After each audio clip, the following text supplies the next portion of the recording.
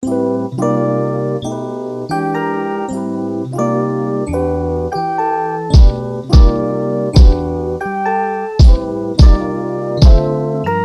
everyone, Robert Silver here, and today I want to go over my experience attending the SONY Alpha Community Event in San Francisco and my first impressions of the SONY A6700. Let's get to it.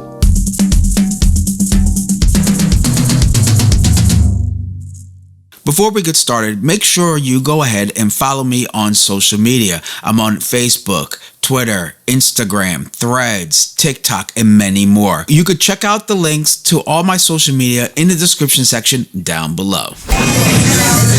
I do want to admit that I have never used a Sony camera before or have really felt the need to want to use one. I'm very comfortable using my Panasonic Lumix cameras for all my video work, and I use a large amount of my still work. I create a large amount of my still work using Nikon cameras, both great systems. I don't have any shade for Sony. I just felt that the systems I've always had have always worked, so I just never felt the financial need to really change. Creatively, I get what I've been getting.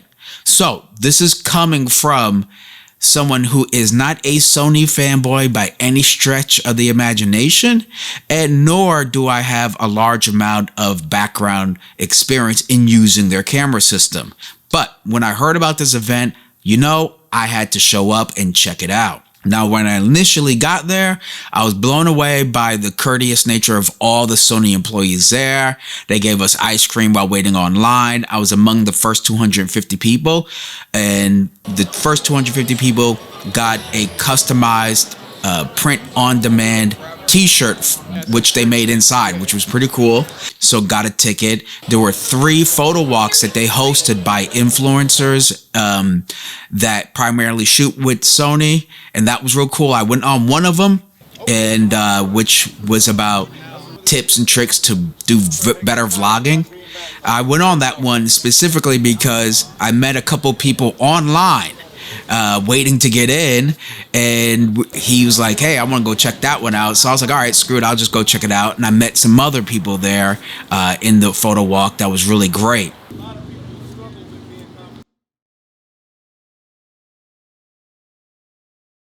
Ain't gotta be a banger.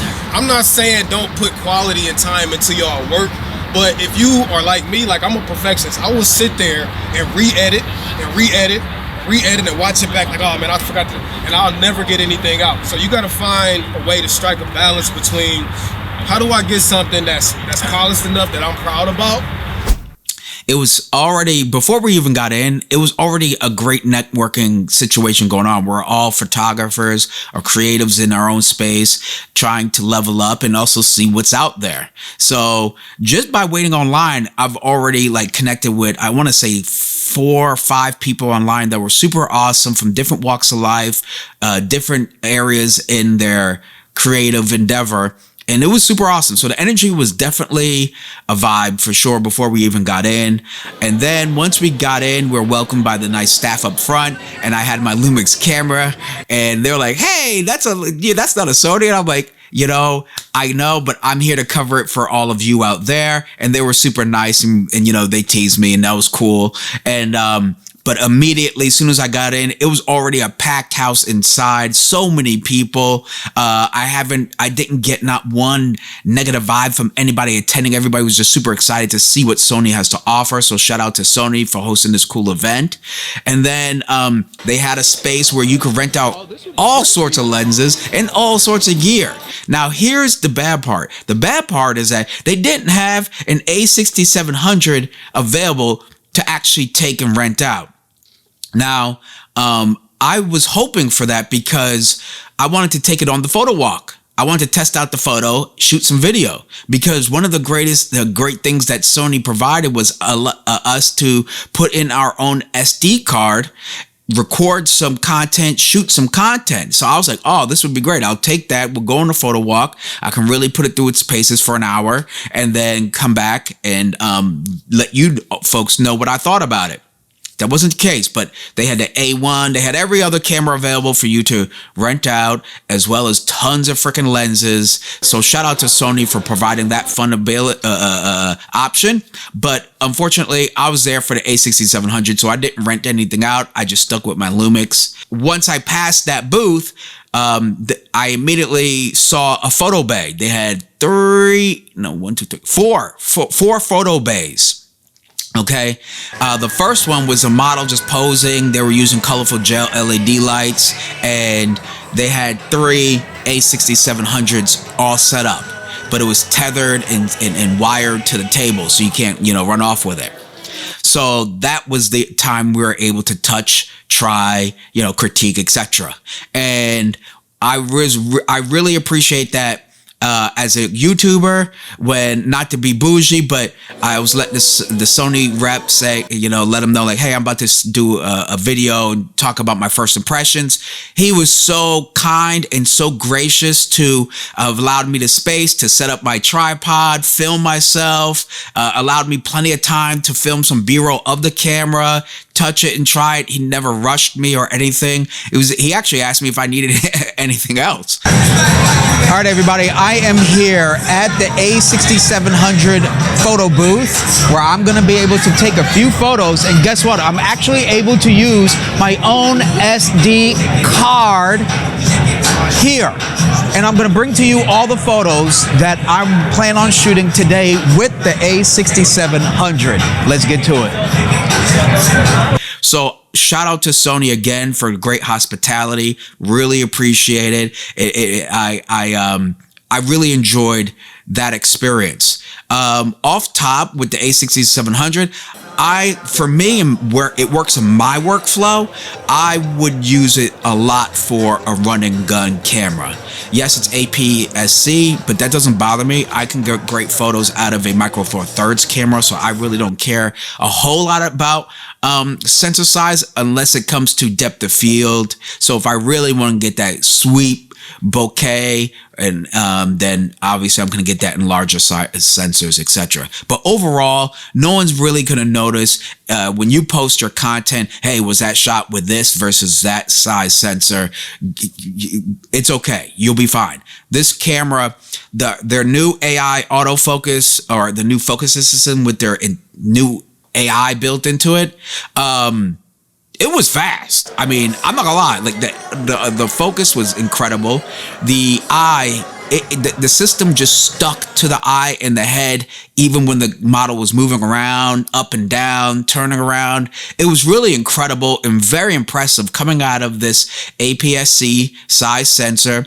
The one thing I did like to hear is that they took it's the same sensor from the FX30, and I really respect the F3 and the FX30 a lot after Derek introduced that camera system to me. And you all know Derek from my co-host on my live stream. And with that said, and that was the one thing that stuck out to me a lot in the FX30 was the sensor and its autofocus. It was really nice, and the transition of the focus too was pretty smooth. It wasn't jerky and too fast and unrealistic. So it was really nice to see that performance. I was able to snap off tons of pics very easily because all I was worrying about was composition pretty much, and I knew that the Sony was just going to lock and look for that eye by any means necessary, and it did a great job at that. It really did. The one thing that I noticed here, I have some of the specs, is the electronic and mechanical shutter is the same. Okay, you're only going to get 11 frames a second. So with that said, that was the only thing to me that kind of stuck out, was like, oh, electronic versus mechanical. I'm just going to stay on mechanical, and as Jared Poland mentioned, was the rolling shutter issue. So I rather just stay in mechanical. So that's the only downside that I noticed off top. I've only had about 15 minutes with the camera, so I can't say this is like an official review. This is really just a quick first impression of the camera. The battery grip was better than I thought it was going to be. Okay, it was deeper, even though the ergonomics overall to Sony's doesn't. Maybe I've just been using Nikon and Lumix too long, but I just needed to feel like the entire system, the ergonomics just isn't there for me. Okay. The performance, the color, wow, it's really amazing. Really good stuff. I can see why people really enjoy being a Sony fanboy. They create great quality content out of their stuff. But to me, the ergonomics, that was a little off. But the size, the compact size of it, oh yeah, I for sure could see myself doing some street photography with it. Absolutely, 100%. It only has one SD card slot. That was a little something to me too. Probably because they want to save on the size maybe, and probably cost maybe, I'm not sure. But the price is really good. For the body alone, it's only $1,400, and if you get it with the kit, which is right here, the 18 to 135 millimeter lens, then it's $1,800. So $400, you get a lens too, and that's a nice variable size. So you're looking at like a 24 to 170 or something like that. You know, yeah, something like that. I guess someone do the math. All right. It has the 26 megapixels, which is more than enough than most people need, quite honestly. On Instagram, you usually need 2 megabytes, so either way, 26 megapixels is going to take care of you for most things. And so the spec wise, of course, it does a lot of cropping though. That's the one thing when it comes to the video that I wish it did not. So yes, it does 4K 120, but then it crops. All right. It does 4K 60 downsample. Was it 6K downsample to 4K? Either way, it crops. Okay. You do have 759 focus phase detect points. So that's pretty awesome. Says 93% coverage. And I already mentioned the 11 frames a second. And the ISO goes up to 320,000 for ISO sensitivity. So overall, the camera to me, where it would fit in my workflow would be every day. It would be an awesome everyday camera. It's super compact. There isn't a camera bag that I've ever bumped into where in which this camera and the kit lens will not fit comfortably in. And I could see myself very much using this for vacation, taking this on vacation. And I want like one prime lens and then that 18 to 135, boom. That's a perfect kit package right there to take on vacation, travel, etc., etc. And I already know this camera, it's going to be great for vlogging too because, well, it's got a beautiful Sony. It has the FX30 sensor in there, so that's going to be amazing for video. And then the eye detect, so you already know you're going to be just fine creating content with this camera.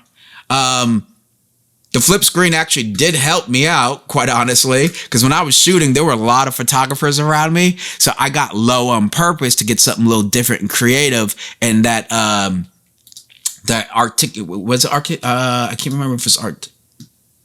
Hold on. Yeah. It has a fully articulating screen. That fully articulating screen made it so easy for me to get very unique angles and get out of the way of other photographers. So there you go. Now, the other big deal about this event was the introduction of the 70 to 200 millimeter G Master 2 f4 macro lens. Now, I didn't get any time with this lens. I didn't see it anywhere. Maybe I just wasn't in the right space, but I didn't see it out and available for us to test out like the A6700 was. Now, on the photo walk, I bumped into an awesome fellow content creator, and he was testing it out with his rig. Oh, okay. But I don't ever shoot at 2.8. I usually, when I'm shooting macro, I'm shooting at like 8, 6, 8, 12 even. Yeah, so I shoot food. This is perfect. It's a 24 or 7200, and it's a macro. It's like a no-brainer. Could now macro, being that it's 70 to 200, have you ever thought of like a zoom lens like that for a macro? Yeah, well, no. I always thought I was going to be stuck at a fixed focal length at 90. So that's what I really love about it, is that now I have like some range and some zoom to it, and it's just more versatile in general because I can. I'm not just stuck with a 90. And look at how small this is. It's about the same size as a 90, just a little bit thicker. Can you put my phone next to it? Let's just for scale wise. And this is Dang, that's this crazy. is a Max, right? It's about the same. My phone is longer. That's crazy. Nice. Wow. Yeah. I don't know the price on it, but I want one. Send me one. I thought I saw it on B&H today for like 17. Yeah. Nice. Which I thought was pretty awesome. Yeah. So you think you're gonna pick it up? I want them to just give me one. Huh? Yeah. Like, just give me one. Yeah, they'll probably give you I'll guys make you a one. video. I'll make you a video. Just give me one. Awesome. I love how compact it is. Yep. And I don't mind that. So a lot of people might hate that it zooms out like this. I don't mind that if that's the only sacrifice of the lens, because if it's broken down, like if it's smaller when it's zoomed in, it's easier to pack. You know what I mean? I don't care if it zooms in and out when I'm actually using it. I'm more thinking about the size of it when I pack it up. So Therefore, a smaller camera bag. exactly. So And lighter weight when you're traveling. Yep. Planes, etc. Yep. It looks beautiful. Awesome. And can you let folks know who you are and where we can find you? Yeah, my name's Philip Lemoyne. You can find me on all social media networks. Philip with one L, Philip.